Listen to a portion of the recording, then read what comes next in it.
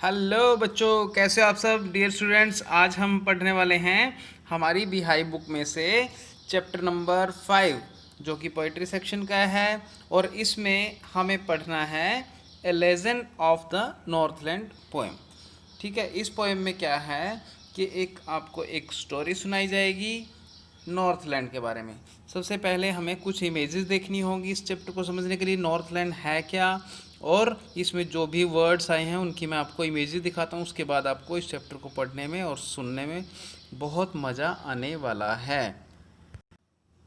Dear student, जैसे कि हमारे इस पोएम का नाम है कि ए लीजेंड ऑफ द नॉर्थलैंड, तो इसमें सबसे पहले मैं आपको बता दूं कि जो ये रीजन है, ये सारे का सारा रीजन नॉर्थ पोल का है। यहाँ पे ये सारी के सारी जो इतना भी ये सी का एरिया, ओशियन एरिया है, ये सारे का सारा ये बर्फ़ से ढका हुआ है। ये सारी की सारी बर्फ़ है यहाँ पे। और इसके जो आसपास के जितने भी कंट्रीज़ हैं, इन कंट्रीज़ को हम नॉर्थलैंड कह के बुलाते हैं। इसमें डेनमार्क, नॉर्वे, कनाडा का कुछ पार्ट और इस तरीके से और भी देश आ जाते हैं। तो आगे इसके बाद जो हमारी सेकंड इमेज है उसमें जो समझने वाली बात है, ये एक एनिमल है जो बर्फ़ पे चलता है, बर्फीले एरिया में रहता है। इसका नाम है रेनडियर। और इस गाड़ी को जिसको ये खींच रहा है इसको बोलते हैं हम स्लेज। बर्फ़ पे चलने वाली जो गाड़ी होती है उसको स्लेज बुलाते हैं। और जिसके साथ इसको बांधा हुआ है इन रस्सियों के साथ और इसके साथ जोड़ा हुआ है, तो इसको बोलते हैं हार्नेस। हार्नेस एक वर्ड आएगा, तो इसको हार्नेस कहते हैं हम। और जो ये भालू के जो छोटे छोटे बच्चे दिख रहे हैं यहाँ पे, तो ये हैं कब्स ऑफ बियर। ठीक है, तो बियर कब्स हैं ये। इसके बाद जिनको आप देख रहे हैं ये सेंट जो हैं, ये सेंट पीटर हैं जो हमारे क्रिश्चियन जो हमारा धर्म है, तो क्रिश्चियन धर्म में जो सेंट पीटर ने, जो क्राइस्ट थे, सेंट क्राइस्ट, उन्होंने अपने कुछ धर्म प्रचारक इस धरती पर भेजे थे, तो उन्होंने अवतार लिया था, तो उनके बारे में है, ये सेंट पीटर हैं हमारे। तो इसके बाद जो नेक्स्ट इमेज है वो हमारी ये है हार्थ। हार्थ बोलते हैं अंगीठी को। ठीक है, इस पर केक को बेक किया जाता है। तो इस तरीके से। और नेक्स्ट इमेज है हमारी, ये है हमारा वुड पैकर। तो इस जो जो बर्ड है ये, इसको बोलते हैं वुड पैकर। ये लकड़ी खा के जिंदा रहता है, इसको हम हिंदी में कटफोड़ा कहते हैं। और ये इस पेड़ में से थोड़ी थोड़ी लकड़ी कुतरता रहता है और अपना जीवन यापन करता है। तो आइए हम अपनी पोएम शुरू करते हैं।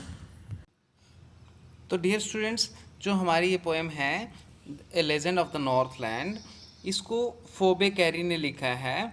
और फोबे कैरी क्या बताते हैं कि इस पोएम में वो एक नरेट करते हैं लीजेंड को।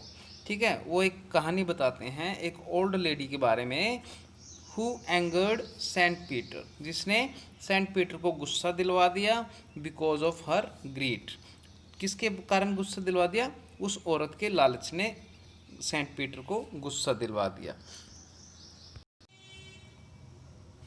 फोबे कैरी की जो ये पोएम है, इसमें ये एक बैलेड है। ठीक है, ballad is a song narrating a story.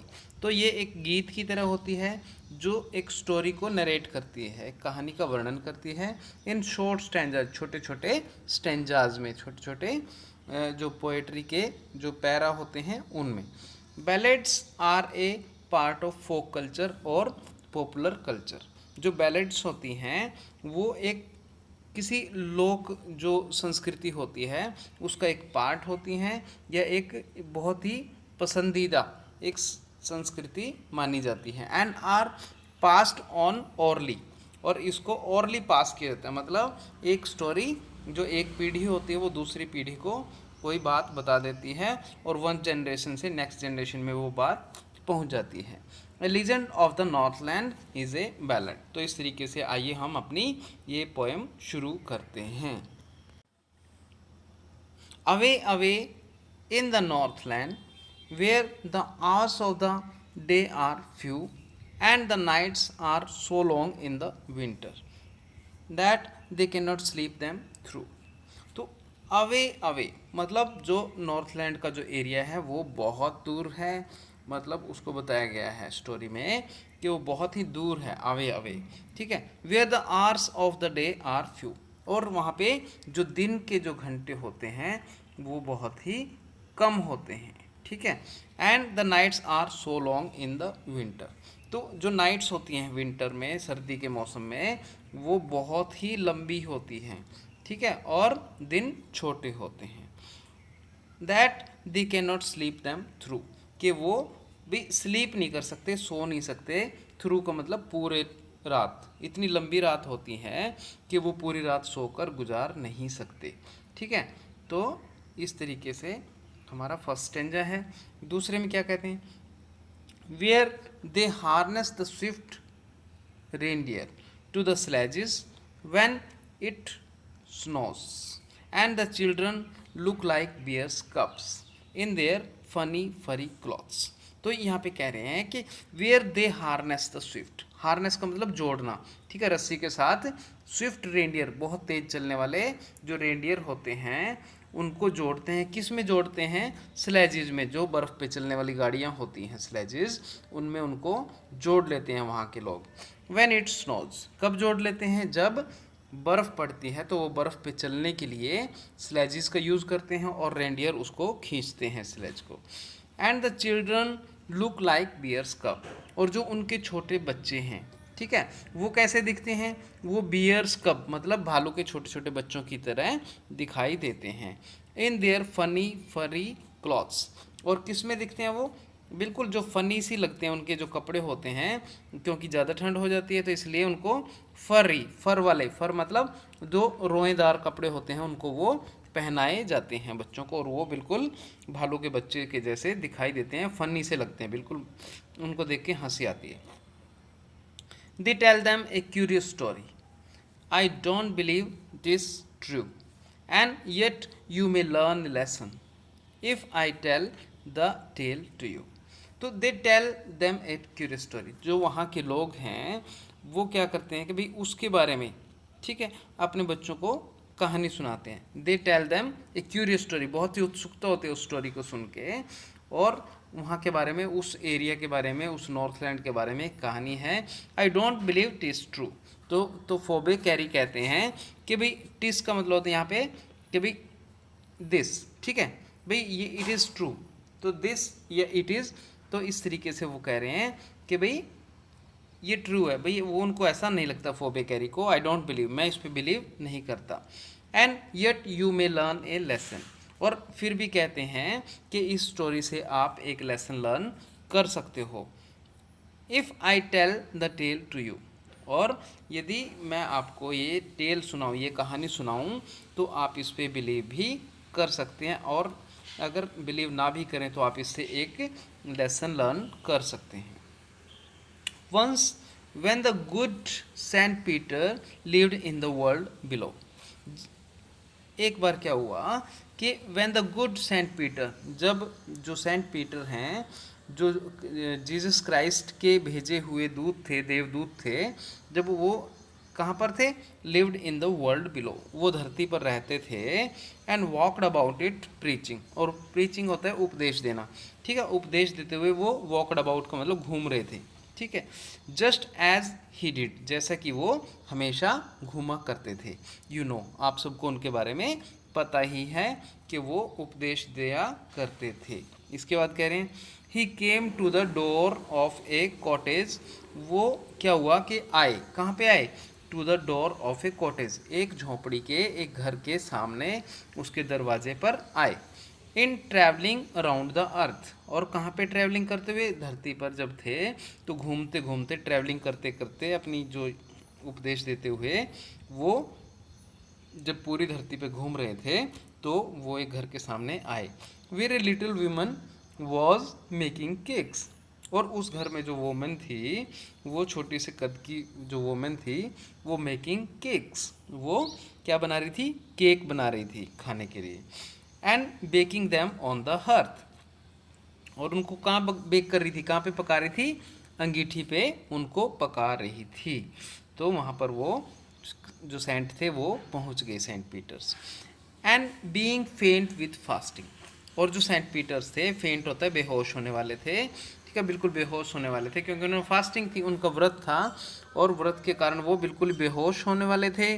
For the day was almost done, और वहाँ पे जो दिन था, जो उस दिन वो लगभग ऑलमोस्ट डन मतलब ख़त्म होने वाला था, पूरा हो गया था, शाम हो गई थी वहाँ पे, ठीक है। He asked her from her store of cakes, तो सेंट पीटर्स ने क्या किया कि भाई उन्होंने स्टोर ऑफ केक्स मतलब जो उनके पास केक्स थे उनमें से उनको बोला कि उसे भूख लगी है और उनको वो केक दे दें।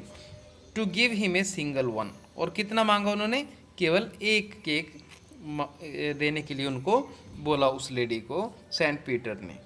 तो so she made a very little cake but as it was baking lay, तो उन्होंने क्या किया, वो मेड मतलब बनाया वेरी लिटिल केक, बहुत ही छोटा सा केक बनाया सेंट पीटर के लिए, बट एज इट बेकिंग ले, लेकिन एज इट जैसे ही इट बेकिंग ले जैसे उन्होंने पकाने के लिए उसको डाला, शी लुकड एट इट, उसने उसको देखा, केक को देखा, and thought it seemed too large to give away, और उसने सोचा, और उस लेडी ने सोचा, इट सीम्ड टू लार्ज, उस भाई मुझे तो ये बहुत बड़ा लगता है, टू लार्ज बहुत बड़ा लगता है, टू गिव अवे कि एक सेंट को दिया जाए, एक संत को, एक बाबा को दिया जाए, ये बहुत बड़ा केक लगता है।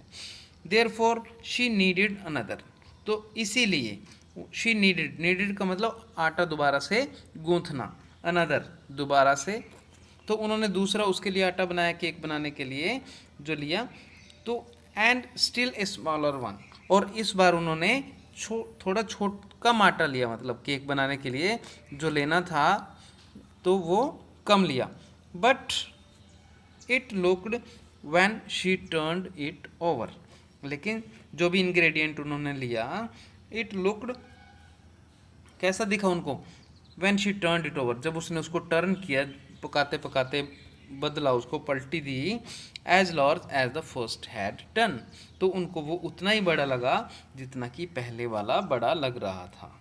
Then she took a tiny scrap of dough, तब उन्होंने क्या किया उस औरत ने, ठीक है, शी लगा है तो औरत के लिए बात हो रही है यहाँ पे, शी टुक ए टिनी, टिनी होता है बहुत छोटा सा, scrap of dough, scrap means एक पार्ट, डो मीन्स जो भी उन्होंने उसका जो आटा लिया है, जो भी उन्होंने गूंथा है उसको, ठीक है।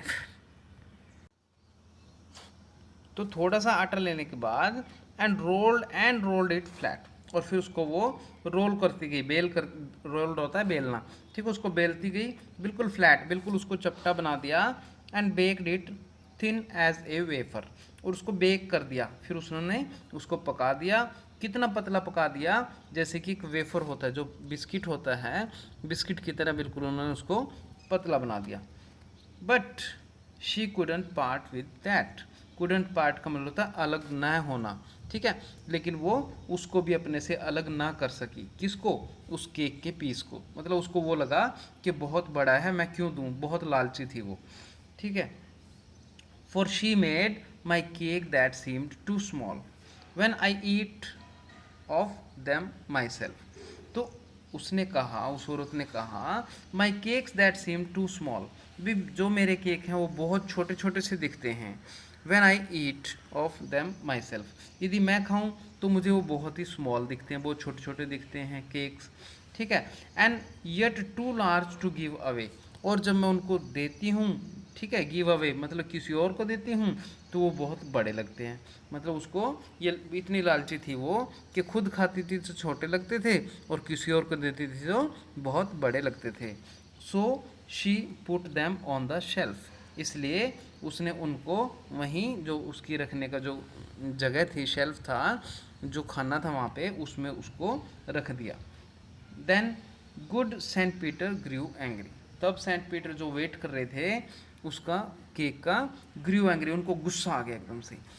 For he was hungry and फेंट, फॉर का मतलब यहाँ पे बिकॉज, ठीक है, बिकॉज ही वॉज हंग्री, क्योंकि वो तो बहुत हंग्री थे, भूखे थे, एंड फेंट और बेहोश होने वाले थे, and surely such A women, और श्योरली ये बात पक्की है कि भाई जो इस तरीके की जो वुमेन है, जो महिलाएं हैं, was enough to provoke a saint, और उनके लिए काफ़ी है, एनफ है टू प्रोवोक ए सेंट, कि वो प्रोवोक मीन्स गुस्सा दिलवा सकें, एक संत को भी गुस्सा दिलवा सकती हैं ऐसी सी जो लालची औरतें होती हैं।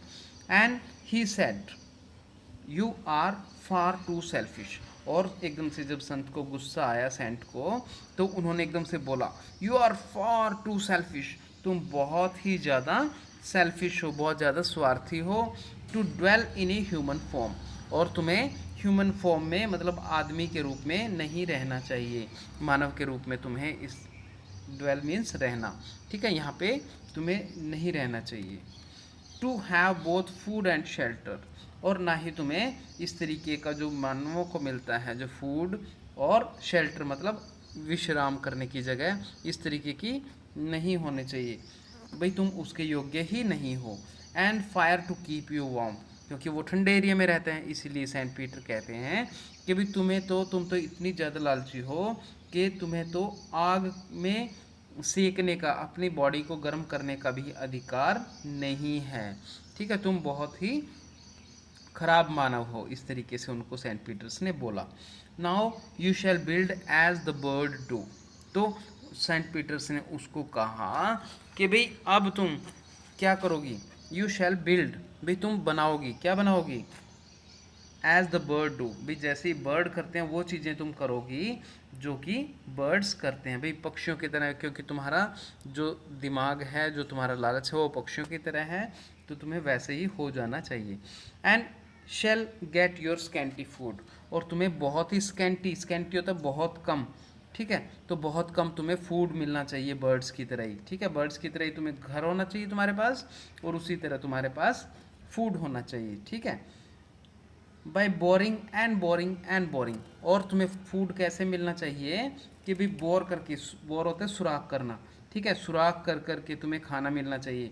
All day in hard dry would, और वो कहाँ से मिलना चाहिए, बहुत ही हार्ड वर्क करके, ठीक है, पूरा दिन तुम मेहनत करके और सूखी लकड़ियों में से तुम्हें थोड़ा थोड़ा करके, और वो भी सुराख करके बहुत मेहनत करके खाना मिलना चाहिए, इस तरीके से वो गुस्से में बोलते गए। देन अब she went through the chimney, और जब वो गुस्सा हो करके उसको श्राप दे रहे थे तो क्या हुआ, तभी अब she went through the chimney, तभी वो एकदम से जो लेडी थी वो चिमनी की तरफ गई, मतलब उड़ गई। नेवर स्पीकिंग ए वर्ड, और उसने कोई भी वर्ड नहीं बोला, क्योंकि उसने क्या किया, सेंट पीटर बहुत ही महात्मा थे पहुँचे हुए, तो उन्होंने उसको क्या बना दिया, बर्ड बना दिया। And out of the top flew a woodpecker, और वो कहाँ से निकल गई, चिमनी में से, out of the top, top ऊपर ऊपरी हिस्से में से फ्लू उड़ गई, और ए वुड पैकर, एक कटफोड़ा बन करके वो उड़ गई।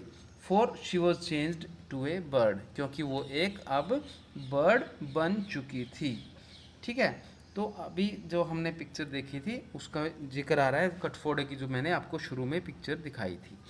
She had a scarlet cap on her head, और स्कारलेट होता है बहुत ही डार्क रेड कलर की जो कैप है उसके सिर पे, ठीक है, अब उसके सिर पे लाल रंग की कैप आ गई, क्योंकि वो एक कटफोड़ा बन गई, वुड पैकर बन गई।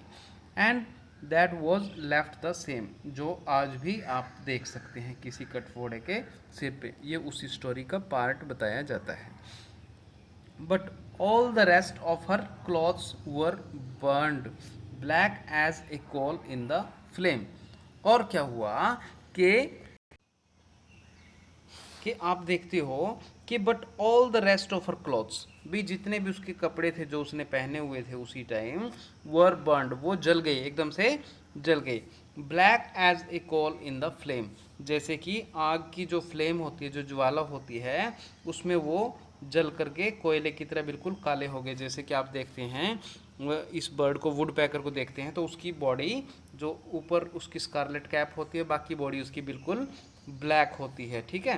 तो इसी तरीके से कहते हैं कि भाई उस औरत के जब कपड़े जले तो उसकी जो अभी पंख हैं वो इसीलिए काले हैं, और बाकी उसकी जो स्कारलेट कैप है, तो इस तरीके से उन्होंने उसको बना दिया। And every country school boy has seen in her would, और अब क्या होता है कि एवरी कंट्री मतलब कोई भी बच्चा जो स्कूल जाने वाला जो बच्चा है वो has seen in the wood, तो उसको अब उस औरत को जो लालची औरत थी उसको जंगल में वुड में देख सकता है, ठीक है, और देखा भी हुआ है। Where she lives in the trees, वो कहाँ पे रहती है अब, पेड़ों में रहती है, टिल दिस वेरी डे, आज भी, ठीक है, आज भी वहीं पेड़ों में रहती है। Boring and boring for food, और अपने फूड के लिए बहुत ही बोरिंग करती रहती है, बहुत ही ज़्यादा उसमें वो सुराख करती रहती है, अपने खाने के लिए बहुत ज़्यादा मेहनत करके वो कमाती है।